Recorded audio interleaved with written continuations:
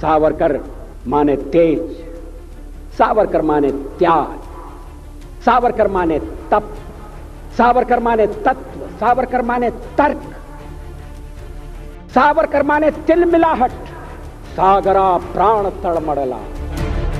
अटल जी के ये शब्द महान क्रांतिकारी स्वतंत्र वीर सावरकर के लिए हैं।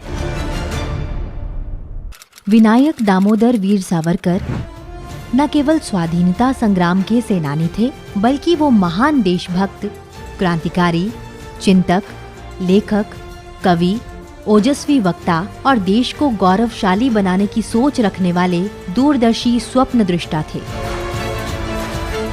वीर सावरकर जैसे बहुत कम क्रांतिकारी एवं देशभक्त होते हैं जिनका पूरा जीवन राष्ट्र यज्ञ की बलिवेदी पर समिधा बन गया।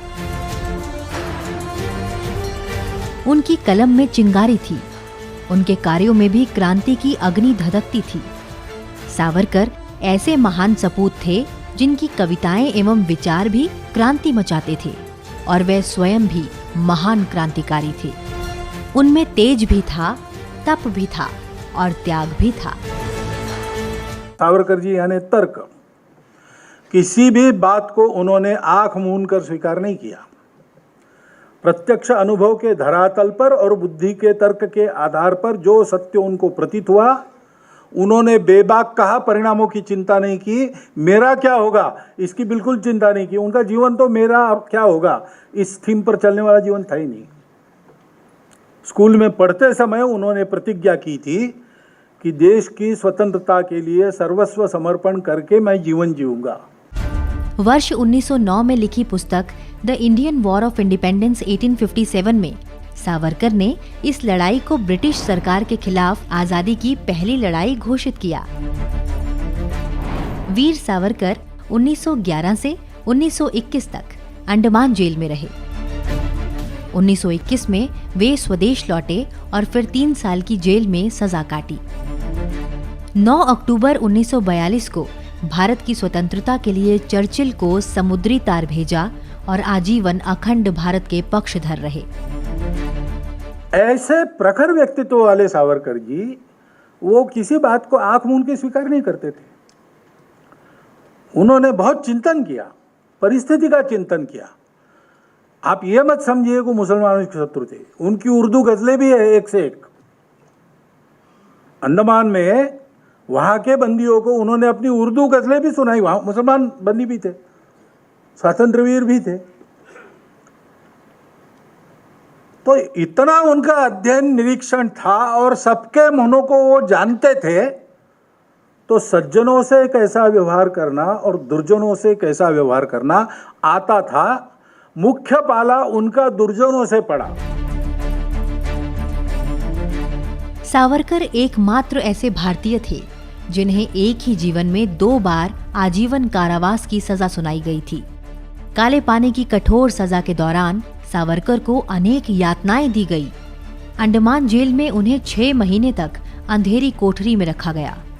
दुनिया के वो ऐसे पहले कवि थे जिन्होंने अंडमान के एकांत कारावास में जेल की दीवारों पर कील और कोयले से कविताएं लिखी और फिर उन्हें याद किया। इस प्रकार याद हुई 10,000 पंक्तियों को उन्होंने जेल से छूटने के बाद पुनः लिखा। सावरकर का जो मेन उनका जो एक आज जो मेन कंट्रीब्यूशन है वो उनकी राष्ट्रीय सुरक्षा की उनकी विजन। इसके लिए हमने इस पुस्तक में कहा है कि वीर सावरकर वो भारत की राष्ट्रीय सुरक्षा के पितामह हैं। दूसरा, उनके विभाजन के रोकने के प्रयास, इसको कोई नहीं जानता। भारत का जो विभाजन होना उसके 3 मुख्य कारण थे। एक था मुस्लिम लीग का कम्युनल कैंपेन, दूसरा था कांग्रेस की तुष्टीकरण की नीतियां और तीसरा था कांग्रेस का जो सिद्धांत संपूर्ण अहिंसा का सिद्धांत। ये 3 मेन कारण थे जिसके वजह से भारत का विभाजन हुआ। अनेकों प्रकार की कठोर यातनाएं सहने के बाद भी सावरकर ने अंग्रेजों के सामने झुकना स्वीकार नहीं किया। सावरकर जेल में रहते हुए भी स्वतंत्रता आंदोलन में सक्रिय रहे।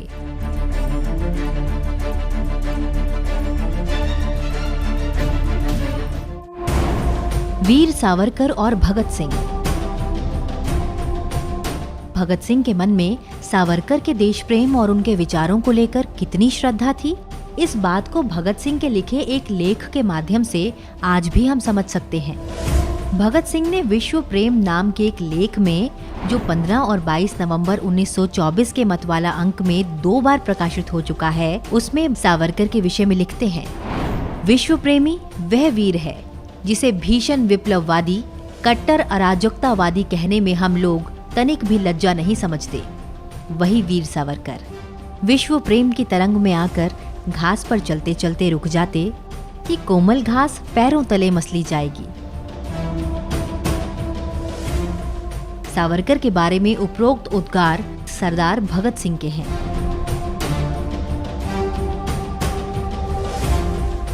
उन्होंने कभी माफ़ी मांगी नहीं। उनकी जो एप्लीकेशंस थी उसे वो क्वासी जुडिशियल प्रोसीजर होती है, हर बंदी को एप्लीकेशन करने का अधिकार है, और ब्रिटिशों के शब्दों में उसे मर्सी पिटिशन कहा जाता है।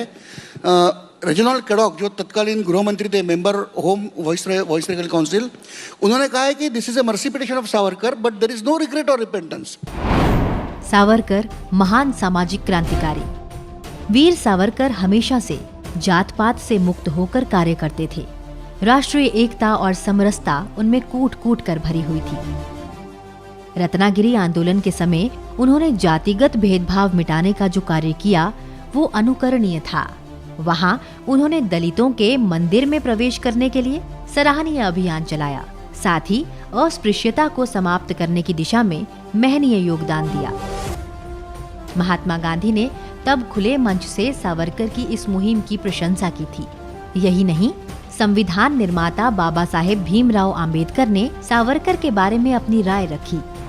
मैं इस अवसर का उपयोग सामाजिक सुधारों के क्षेत्र में आपके कामों की प्रशंसा के लिए करता हूँ। यदि अछूतों को मुख्य धारा के हिंदू समाज का हिस्सा बनाना है तो केवल अस्पृश्यता को समाप्त करना पर्याप्त नहीं होगा। इसके लिए चतुर्वर्ण का अभ्यास समाप्त करना होगा। मुझे ये कहते हुए खुशी हो रही है कि आप उन कुछ लोगों में से हैं जिन्होंने ऐसा करने की आवश्यकता को पहचाना है। भारत का इतिहास दुनिया के लिए एक प्रेरणा है, पूरे विश्व के लिए अनुकरणीय है। संपूर्ण दुनिया भारत की ओर देख रही है। हमेशा भारत में विश्व गुरु की पात्रता निरंतर प्रवाहमान रही है। देश ने कोरोना महामारी के संकट के दौरान दुनिया के सभी देशों के हित चिंतन का भाव रखा। बिना किसी भेदभाव के वसुधैव कुटुंबकम की भावना पर ये नया भारत चल रहा है। यही वीर सावरकर का दर्शन था। यही उनका चिंतन था कि भारत प्रभुता संपन्न गौरवशाली राष्ट्र बने, पूरी दुनिया का पथ प्रदर्शक करने वाला राष्ट्र बने, जिस पर शने शने भारत चल रहा है। स्वातंत्र्याचं, स्वराज्याचं, रामराज्याचं बीज रोवणं हे कार्य महाकठीण असतं, पण जे कार्य अवघड असतं ते जो मनुष्य करून दाखवतो त्यालाच पुरुष म्हणतात, आणि तो जो करून दाखवतो त्याला पुरुषार्थ म्हणतात। युग क्रांति पताका उन्नायक, हे वीर विनायक तुम्हें नमन। स्वातंत्र्य कामना को वर कर, सावरकर नायक तुम्हें नमन। हे वीर विनायक तुम्हें नमन।